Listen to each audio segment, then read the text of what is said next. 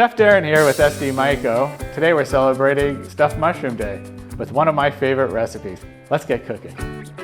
Before you start, preheat your oven at 350 degrees on bake. And we're gonna take our cremini mushrooms and we're gonna take the stems off them. Reserve them later because we're gonna use them for the stuffing. While you're taking the stems off, you can heat up your pan so you can get the Italian sausage cooking. A little bit of oil. Take your cremini mushrooms and put it in your baking pan. You can line it up. Make sure they're snug, and it's okay if they're touching the sides and each other. Take your sausage, put it in your pan. You want to break up your sausage as it's cooking. You can take your stems and chop them up. If you're worried about your knife skills, you can always use a food processor. Take your mushrooms and you can add them to your Italian sausage. Fill it with a little bit of salt and black pepper. You want to season throughout your cooking process to add layers of flavor. Next, I'm going to chop some green onions. Add it with your mixture. And a couple garlics minced.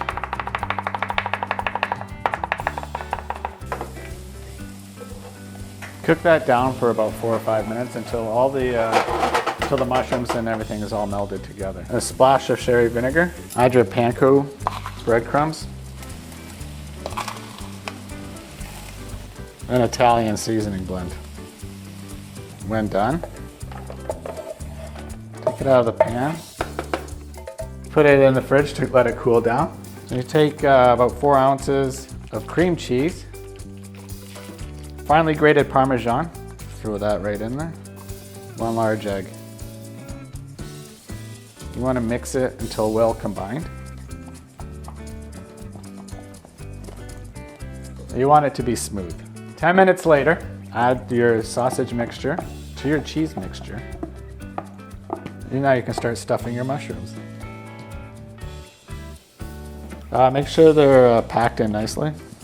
But not too tight. If they're overfilled, the mushrooms will split. You want to look for mushrooms that have wider openings as well, so you can put more stuffing into it. Once they're all stuffed, make sure they're all centered, flat, and snug together. And you can throw them in the oven at 350 for 20 minutes.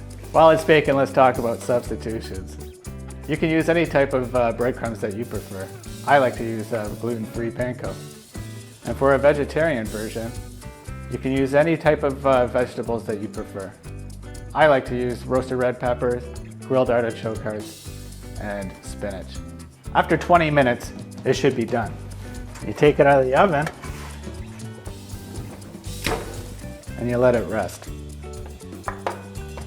Don't mind the juices, they're delicious. I like to add a little parsley on top as a garnish. After it's cooled down, it's ready to serve.